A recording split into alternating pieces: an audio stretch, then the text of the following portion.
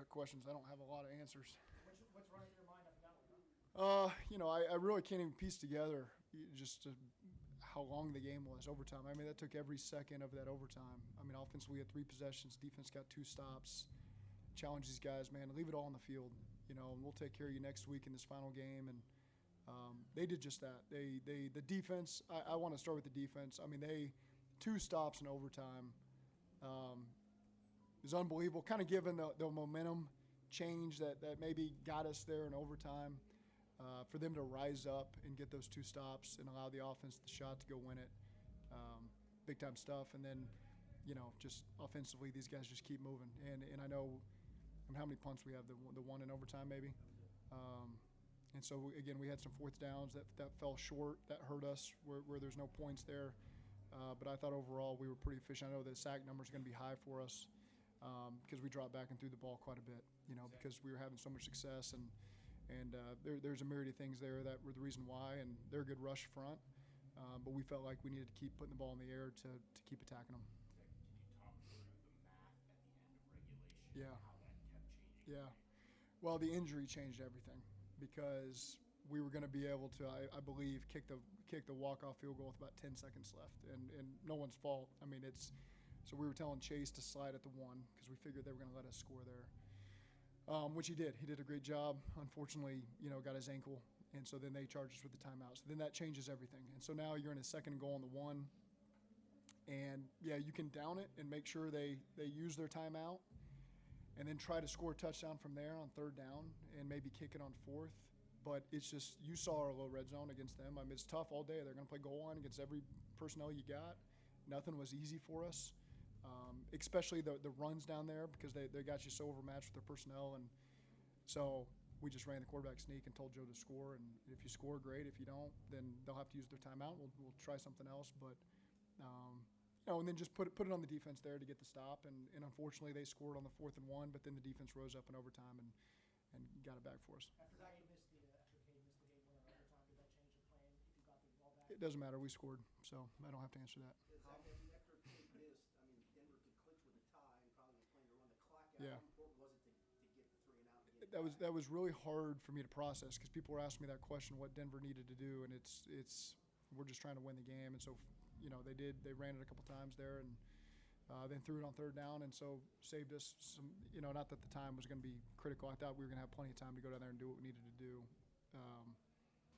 So it's an interesting situation, that there's a lot going through your mind. You're having to process it. You're having to make really quick decisions. It was a tough game. There's going to be a lot we're going to review over the next several years, I'm sure, from this game. That'll teach us a lot about how to handle some of these situations. But I thought our communication was really good. Just some really challenging situations we were in. How do you characterize the big team? He's a warrior. He's fighting through a lot there and just keeps rolling out there and keeps winning these one-on-ones. And that game winner was a play we talked about, after one of the first couple red zone drives where it was tough. We were low red zone, and so let's just give T a one-on-one, on the same route Jamar scored on against Pittsburgh in the opener a couple years ago down here at the buzzer. And so he's just, it's just so hard. They want to take away one of our guys. The other one's going to go win. And then you look at Dre and Mike. I mean, Dre had, 100 and something, and Gesicki had 10 catches, I think. And so we had a lot of matchup problems, and our guys stepped up today in a big way. Coming into the game, was there any jeopardy that team might not play given the knee threat? I know we didn't ask you about that. No, he maintained, what is today, Saturday? Tuesday, the first meeting we had, he brought his phone to the meeting, and he texted me. I was in the back of the room. I'm playing. So, it's early in the week, so I just kind of let those guys get their space early in the week to get right. But he was sending me a pretty clear message that he saw personnel up on the screen and said, no, I'm playing this game. He initially wasn't in the personnel you had out there. Well, we always have to plan. You never know. I mean, when a guy doesn't finish the game, it's early in the week. Trust me when I say we do this all the time. So that's nothing big, but that was his way of telling me early on, you're going to have me. For a guy like him to have a night like tonight, had the injuries throughout the year, had the fumble in the fourth, what does it say about his resiliency he's had all year? He's been resilient every step of the way, fighting through stuff. When he's on the field, he is a warrior, and I mean, looks so good in warm-ups, man. Just when you watch our guys run routes, it's I know everybody sees it, and it gives you a lot of confidence when you walk on the field to start calling plays for some of the guys we got. Can you take us through the second to last play, the 31-yard touchdown? The 1 to T on the sidelines, yeah. I mean, there's just so many situations you learn from over the course of the season. We've been in this situation a lot. Baltimore a couple times. And so those are moments. There's been, okay, so we're beating them on slants. Okay, same thing against Baltimore. You go to the well one too many times, Marlon gets us, in one of those last ones. So you learn a lesson there. And, all right, we hit him on slants. Now we got to run by him, take a shot on a go route. And that's what T won on. I'm pretty sure that was we called that play a million times in this game. So I think that's what we did there. It might have been a conversion. I can't quite remember, but Joe trusted him to go make a play, and he did. It seems like you guys have been able to get a lot of production from Joseph Osai recently. You said Johnson getting a sack today. How much did you feel like those guys played an impact? Yeah, and it starts with practice. They practice really hard. I mean, they practice like it's the game, and so you feel confident that that's going to translate for them. And you just, I've said this before. I stand right behind the quarterback, the scout team quarterback, and I almost get hit on every single pass play because those guys are on a mission. I think to make sure that they can affect the passer, and they've done a great job of that, especially recently. You talked about the short yardage and how tough that was. And what was it that was so tough going down there? And were you coming into this game with an idea of going for a lot of fourth downs, or is that just the way? A lot of those just fell in areas where you got to go for it. And, one of the one we got stopped on the first drive was a fourth and pretty short inches, and so we're going for it. Unfortunately, we didn't get it. The little red zone inside the 3, in this situation, I was going for it. And so we went for it. It didn't work out for us. They do a good job. I mean, they got great coaches. They got good plans down there. They make things really hard. We had a really good red zone plan that I really believed in, that Riscotti and Pitch had done. It's a great plan. And it came up for, we had, I don't know how many little red zone plays we had in this game. It felt like 25 of them, and so we were just making it up. The last plays, we just made it up, drew it up, and it's not hard for the guys to handle, but we're kind of off the menu at that point, and our guys are smart players and they can handle it. Zach, so many games this year came down to those moments, Yeah. and it always seemed to go Yeah, not your way. you're right, and this just felt different. Our team has some momentum right now. We're certainly we've learned from other games this season, and guys just stepped up and made these plays tonight. And you're right. There was moments where you probably could have said to yourself, "Here we go again."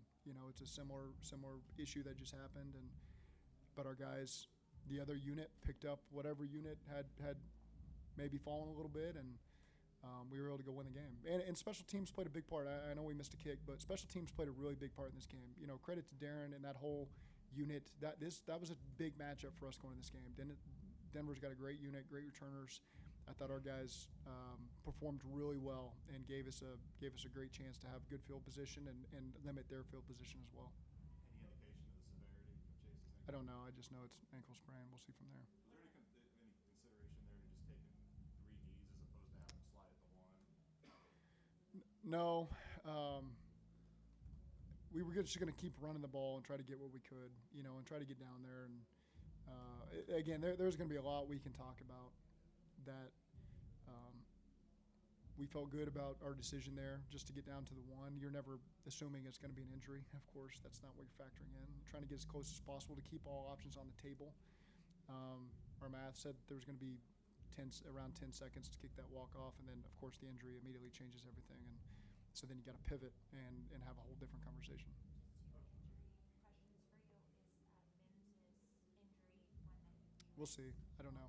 It's I don't know. It's the same hand he went into the game with, so we'll have to see as the week goes. Is it one of those things that, Is there a possibility that Evans McPherson would be able to come back? We'll see. We'll keep taking it week to week and see where that ends up. was it one of those things where maybe he's just trying to see if he could give it a go? It's hard to know because you don't have a lot of contact during the week, and so we do our best. At this point in the year, we're pretty limited with what we're doing in practice. It was a 6-day week, so we lost a day of practice really, and so there's not a lot of opportunity to really test it like you're going to test it in a game, going against their guys, and so again, he just got to the point where he couldn't go. For a few weeks ago, y'all were 4-8. Y'all were pretty realistic about the odds. Why have y'all been able to kind of stay alive? we've known we've had a good football team all along. And those games are disappointing that we came up short. But they didn't change our process. They didn't change what our guys believed in. We didn't have to change everything we did. We still believed in what we were doing. And now we've won 4 in a row, and we got to make it 5 in a row. Across the league, there's a lot of talk that it's a two-person race for the MVP between Josh Allen and Lamar Jackson, especially down the stretch with the way Joe Burrow's playing. Do you think he's the MVP? Yeah, I don't know that anybody can stand on a field and watch Joe Burrow and say he's not the best player in the world, you know. And then you can transfer that argument to Jamar Chase as well, you know, and you can argue those two to death. But the clearest thing I can say is I would not trade Joe Burrow for any player in the universe. And so, to me, that's MVP to me.